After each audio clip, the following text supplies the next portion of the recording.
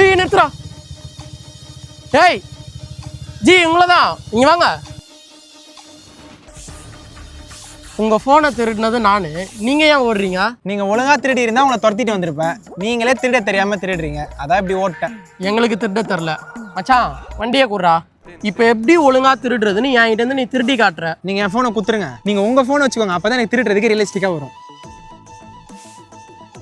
இவர் எப்படி திருடுறாருன்னு பார்ப்போம்.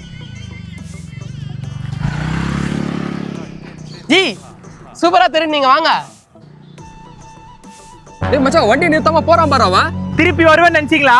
போங்கடா திருட்டு நாய்ங்களா. ஏய் வாடா போலாம். இப்ப போலாம் வா. ஏண்டா நாங்களே 50 ரூபா பெட்ரோல் போட காசு இல்லாம தான் திருட வந்தோம்.